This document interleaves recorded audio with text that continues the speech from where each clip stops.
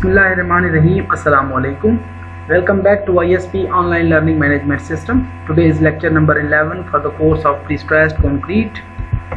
This course is generally for MSc Civil Engineering. I myself, Engineer Dr. Muhammad Aslam, Assistant Professor, Department of Civil Engineering, Institute of Southern Punjab, Multan. Today is lecture number 11 and week number 11. These are your reference textbooks for the design of prestressed concrete. Prestressed concrete structure से relevant अगर आपके पास कोई और book available है तो उसको भी आप यूज़ कर सकते हैं. जनरली जो है वो हम Michael P Collins and Edward G Nawy की बुक्स जो हैं वो फॉलो कर रहे हैं. बाकी जो बुक्स हैं उनमें भी आपको ज़्यादातर टॉपिक्स जो डिस्कस कर रहे हैं वो तमाम मिल जाएंगे. So in our today's lecture we are going to start our new topic on the camber, deflection and crack control. तो कैम्बर आपको ऑलरेडी आइडिया है कि when we apply prestressed into the member it will create a negative movement या negative stresses into the member, जिसकी वजह से member जो है वो एक अपवर्ड डायरेक्शन के अंदर डिफ्लेक्शन प्रोड्यूस करता है. उस अपवर्ड डायरेक्शन की जो डिफ्लेक्शन है उसको हम कैम्बर कहते हैं. तो कैम्बर किस तरह से जनरेट होता है और कैम्बर को हम किस तरह से कैलकुलेट करते हैं. उसके बाद हमारे पास डिफ्लेक्शन क्या है. डिफ्लेक्शन एक तो हमारी नॉर्मल रिइंफोर्स्ड कंक्रीट मेंबर के अंदर डाउनवर्ड डिफ्लेक्शन जनरेट होती है. दूसरा इसी कैम्बर की वजह से अपवर्ड डिफ्लेक्शन जनरेट होती है, जो कि कैम्बर तो एक आर्च फॉर्म में शेप हो गई. उसकी डिफ्लेक्शन कितनी है उसको हम किस तरह से कैलकुलेट करते हैं. And then we have a crack control.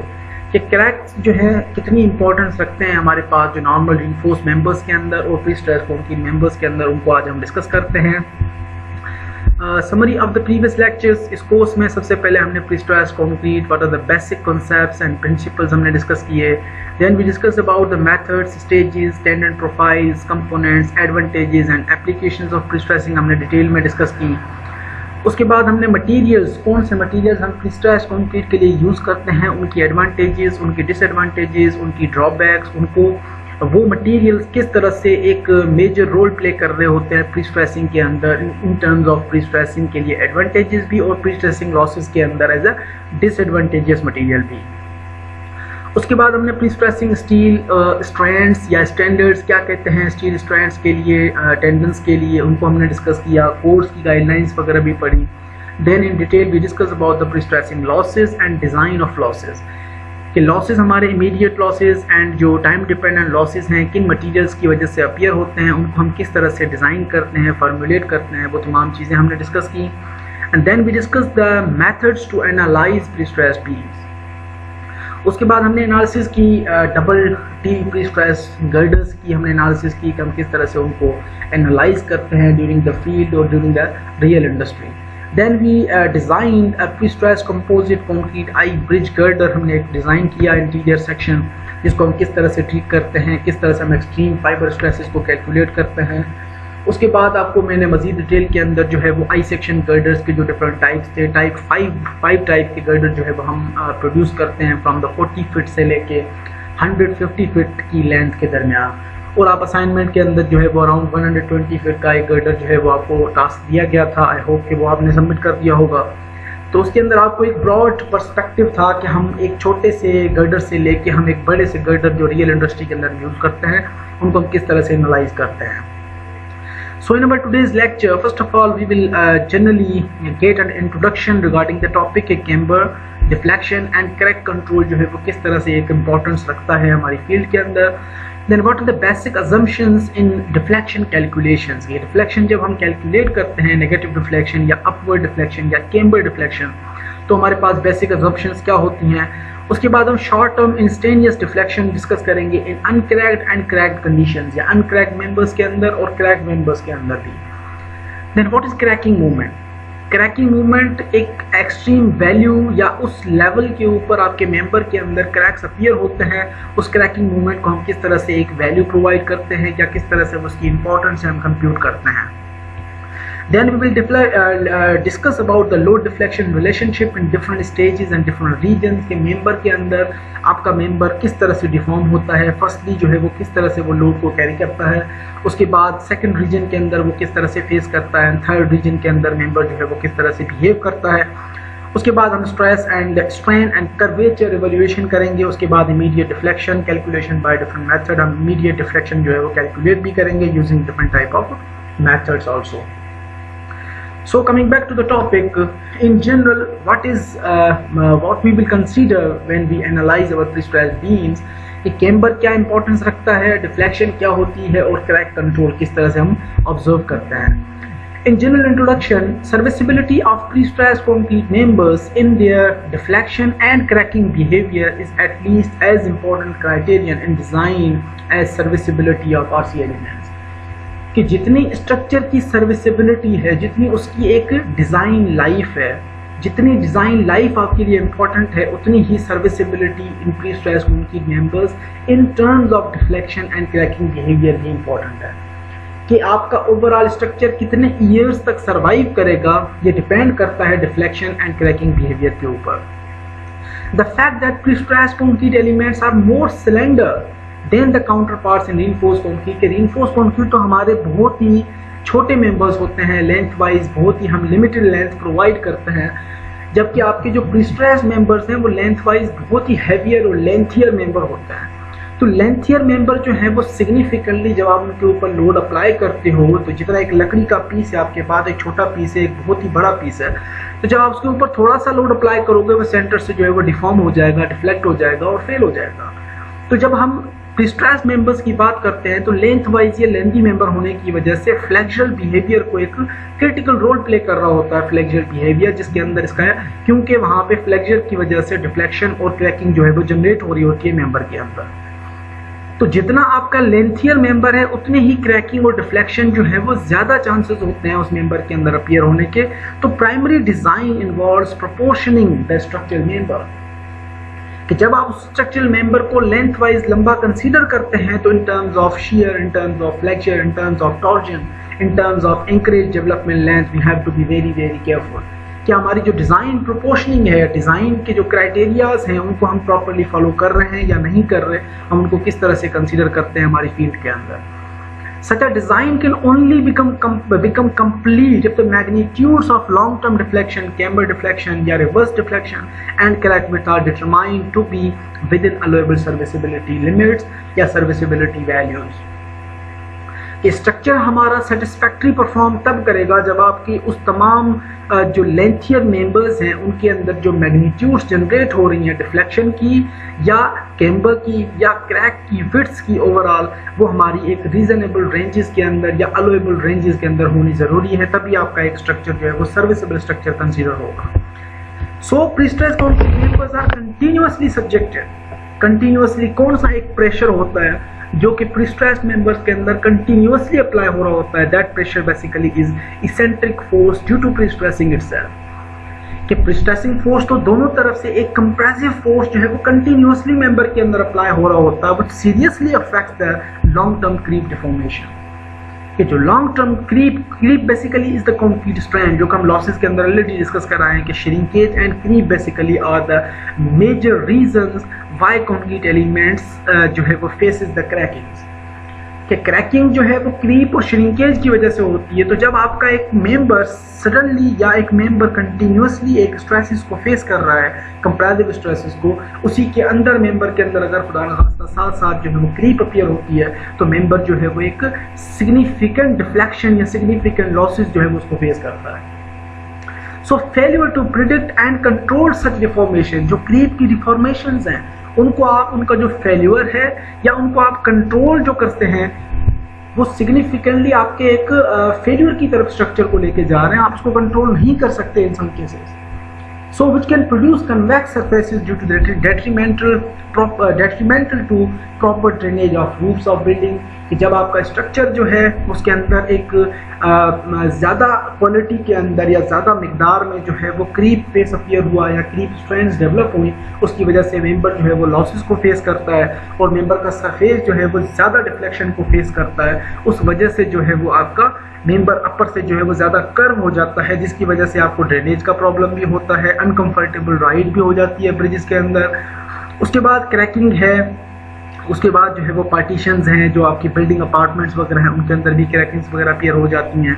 तो उस वजह से हम क्या कंसिडर करते हैं कि जब आपका एक कंटिन्यूअस प्रीस्ट्रेसिंग ऑलरेडी अप्लाइड है, साथ ही आपका जो है वो क्रीप स्ट्रेंथ्स भी डेवलप हुई, तो मेंबर जो है वो एक ज़्यादा डिफ्लेक्शन को फेस करता है, जिसकी वजह से जो है वो हमारे पास एक अनकम्फर्टेबल जो है वो राइड या अनकम्फर्टेबल जो है वो क्रैक्स वगैरह अपीयर हो जाती हैं, जो कि हमें अनकम्फर्टेबल कर देती हैं ओवरऑल हमारी यूटिलिटी या फैसिलिटी को। The difficulty of predicting very accurately the long-term pre-stress losses makes it more difficult to give precise estimate of the magnitude of the expected camber।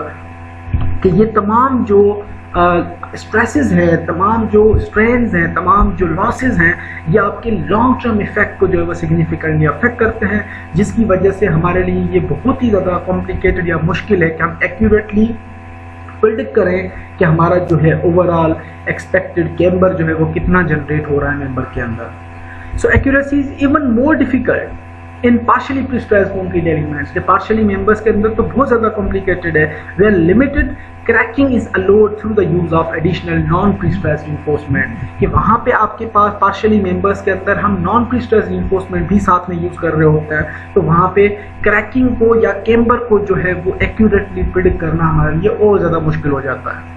So the creep strength in the concrete increases camber as it causes a negative increase in curvature, which is usually more dominant than the decrease produced by the decrease in pre-stress losses due to creep, shrinkage and stream realization। कि creep की वजह से, shrinkage की वजह से, stream relaxation की वजह से लॉसेज इंक्रीज हुए, लॉसेज इंक्रीज होते हैं तो हमारा ओवरऑल जो प्रीस्ट्रेसिंग की वैल्यू थी, इफेक्टिव प्रीस्ट्रेसिंग, वो अफेक्ट होती है, और जिसकी वजह से जो है वो कर्वेचर ज़्यादा डेवलप होता है, और कर्वेचर ज़्यादा डेवलप होने की वजह से हमारे पास जो है वो कैम्बर जो है वो मैक्सिमम ज़्यादा डेवलप होता है, जिसकी वजह से हमारी ओवरऑल सर्विसेबल लाइफ जो है स्ट्रक्चर की वो अफेक्ट हो जाती है। So a best estimate of camber increase should be based on accumulated experience, span to depth ratio core limitations and a correct choice of modus of elasticity of concrete।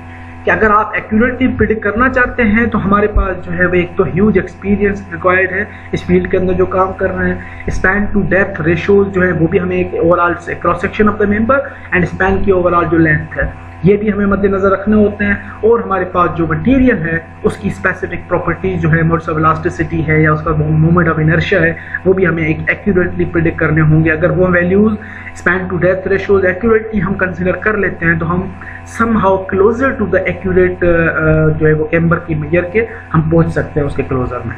So the calculation of the movement curvature relationship at the major incremental stages of loading up to limit state of at failure would also assist in giving more accurate evaluation of the stress related load deflection element। कि अगर आप overall जो है वो हमारा camber को estimate करना चाहते हैं तो मूवमेंट कर्वेचर रिलेशनशिप या जो है वो लोड रिफ्लेक्शन रिलेशनशिप या स्ट्रेस स्ट्रेन रिलेशनशिप जो है वो हमें एक मजीद जो है वो हेल्प कर रहे होते हैं, जिसके अंदर से हम इंक्रीमेंटल वैल्यूज जो हमको कंसीडर करके हम प्रिडिक्ट कर सकते हैं ओवरऑल कैम्बर की मैग्नीट्यूड को।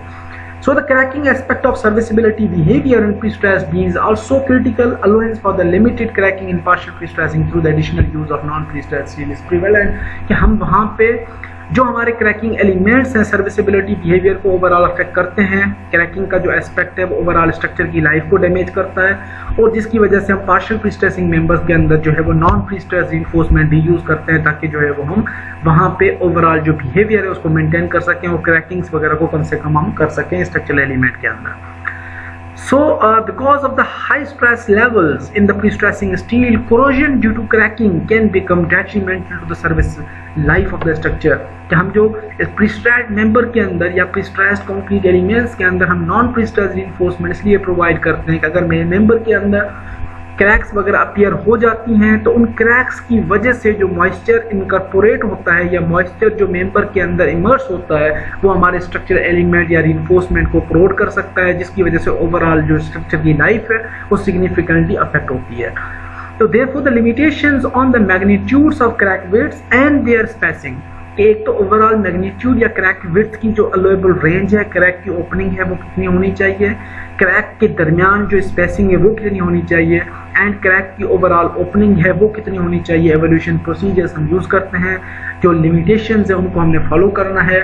Further we will discuss in detail regarding the cracking in pre tension and post tension elements as below कि हम उनको किस तरह से कंसीडर करते हैं। Now we have a prestress concrete members flexure members जो हैं वो सेटिस्फाइड होते हैं या क्लासिफाइड होते हैं 3 डिफरेंट क्लासेस के अंदर, जो कि स्टार्ट ऑफ द लेक्चर के अंदर फर्स्ट और सेकंड लेक्चर के अंदर मैंने आपको ऑलरेडी बताया था कि हम 3 डिफरेंट बिहेवियर्स को कंसीडर करते हैं while analysing prestress flexure members. 3 categories हैं, किस तरह से हमने उनको डिस्ट्रीब्यूट किया है, we considered as per standards. हम उनको डिस्ट्रीब्यूट किस तरह से करते हैं कि class U sections, class T sections and class C sections.